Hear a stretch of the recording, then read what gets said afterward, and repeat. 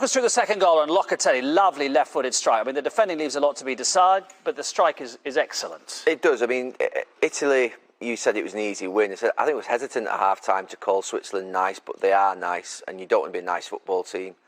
Their achievement, as we said, is just get into the tournament. They don't believe that they can win a game against a big team. And I don't think Italy were ever in trouble. They're completely in control all night. I think Patrick said before the game, you want to see Italy develop. The biggest problem for Italy could be that they're not going to be tested. I mean, maybe that game against Wales, you could argue because they're through, they might play a weakened team, but they might want to actually play their best team so they actually get a game, because the two games they've had so far haven't been a test for them. You know, look at Switzerland here, they're not getting out. Walking out the box, the ball goes back, it's embarrassing. Show some urgency, get out, close the space. I have to say, what Italy do really well, they make good runs. Immobile's run here takes away Elvedi and Freuler, and it just leaves that space at the edge of the box. He's still got a lot to do, Locatelli. The accuracy and the technique of the strike is absolutely brilliant. So take nothing away from him. But they were so superior tonight, Italy, and obviously deserved to win. It'd be fair to say you're quite irritated by the Swiss in midfield and their lack of intensity. Yeah, that would probably be an understatement. Yeah, the one thing you want from your team, I'd forgive a lot of things on the football pitch, but for players not to show that intensity, we saw it with the last goal.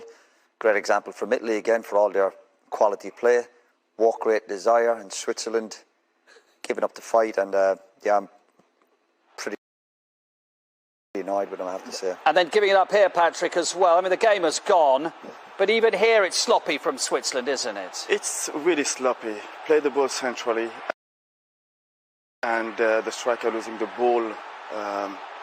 And then it was, of course, a really good finish. And I believe that the keeper should do better.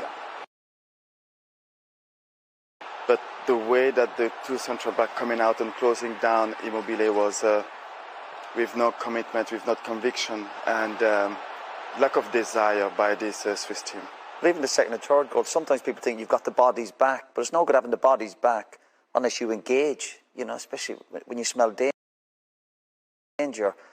It's just lack of intensity and almost laziness with their attitude. Yeah, not often you're speechless, but I think you are almost. Yeah, especially with the last goal. Yeah. What would your reservation be about Italy going deep in this tournament? I think the first two games that they played, it was quite a too easy game. I don't think they've been really tested. Of course, like Roy was talking about earlier on, you have to win what is in front of you. But I still have doubt that they can go into the end. I believe that they are lack of intensity, lack of power, pace to be even more dangerous going forward. So that I'm still going to wait. I think it's a bit too early to take Italy into a consideration that they can go until the end. Yeah, well, maybe they don't quite have the pace up front, but they're able to open teams up. We saw in the first half as well, Berardi down the right-hand side, Locatelli again making the run. Yes, not tracked, but they've certainly got something about them, Italy. They're a good team. They're achieving the maximum. They're the opposite of Switzerland. They all work really hard. They all know their jobs. They're well drilled. I agree with Patrick. I think they'll fall short. I know they're getting a lot of plaudits at the start of the tournament with the first two performances. They've done everything that's been asked of them, but I do feel once they start to play against the better teams, they won't have enough. But they do everything that they do well. Like I say, Mancini's got them right, and they're a team that you know will give their all, which is absolutely critical here. You know, they've got good quality. Do you know what they do? They fill the areas, they fill the box, they've got midfield runners.